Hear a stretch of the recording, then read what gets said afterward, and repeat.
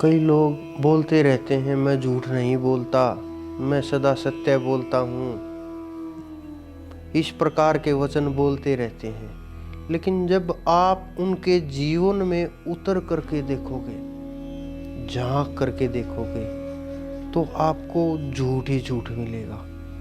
क्योंकि सत्य केवल वाणी से बोलना भी मुश्किल होता है, और मन, कर्म, वचन, ये तीनों का पालन किए बिना सत्य, जो सांसारिक सत्य है, इस सत्य को भी नहीं बोल पाएंगे, नहीं इस रास्ते के ऊपर चल पाएंगे।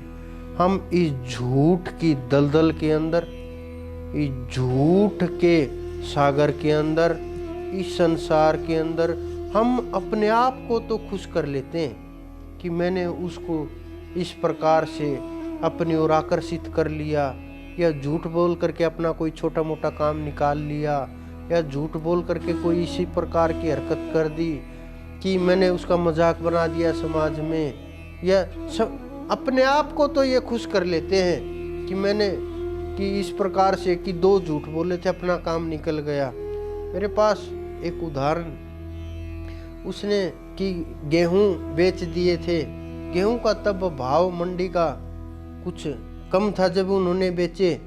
फिर दूसरा सेठ लेने के लिए आ गया, उसने दूसरे को उससे ज़्यादा 50-100 रुपये और ज़्यादा गेहूं महंगे बेच दिए। गांव की ही बात है।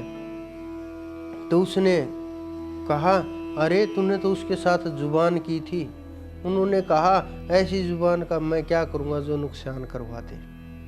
तो आप सोचिए, छोटे से लालच के लिए, इतनी छोटी सी चीज़ों के लिए भी आप जब झूठ का प्रयोग कर सकते हैं, छोटे से क्षणिक लाभ के लिए भी आप झूठ का प्रयोग कर सकते हैं, तो राजा हरिश्चंद्र, जिसका आप बार बार उदाहरण देते रहते हैं, जिसके बारे में संसार बोलता रहता है कि सत्यवादी हरिश्चंद्र, जिन्होंने कभी झूठ नहीं बोली, उन्होंने भी झूठ बोल दी थी। पुत्र मोह में आकर के अपने पुत्र का जो देने का प्रण था वो तोड़ दिया था। क्या आपको मालूम है इस बात का? खोज कीजिए आप, तभी पता चलेगा।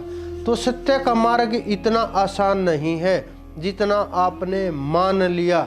लोहे के चने चबाना आसान है, इस संसार को पलट देना आसान है, लेकिन सत्य के मार्ग पर चलना आसान नहीं है। इतने शत्रु पैदा हो जाएंगे, घर वाले ही दुश्मन हो जाएंगे, एक भी व्यक्ति आपके पास नहीं रुकेगा, सब लोग आपकी निंदा करने लगेंगे, समाज में आपकी ही निंदा होने लगेगी, हर बात की चर्चा होने लगेगी, और आपको आपके सत्य को परख परख करके देखा जाएगा, और तो भी सत्य नहीं माना जाएगा। आपके राह से हटाने के लिए लाखों कोशिश करेंगे लोग, लेकिन अगर आप अपने मार्ग के ऊपर हैं, अगर आप अपने प्रयास से चल रहे हैं, अगर आपका रास्ता सही है, आप मन, कर्म और वचन तीनों से अगर सत्य के मार्ग पर हैं, तभी आप सत्य के रास्ते के ऊपर चल सकते हैं। यह सांसारिक सत्य है, लेकिन जो परमात्मा का सत्य है वो अलग सत्य है। उसके बारे में तो आप सोचना ही कम ही कर दे मेरे हिसाब से, क्योंकि उसके बारे में सोच और समझ छोटी ही रह जाएगी। वहां तक पहुंचना सोच और समझ का काम नहीं है, वहां तक पहुंचना सूरत का काम है, सोच और समझ का काम नहीं है।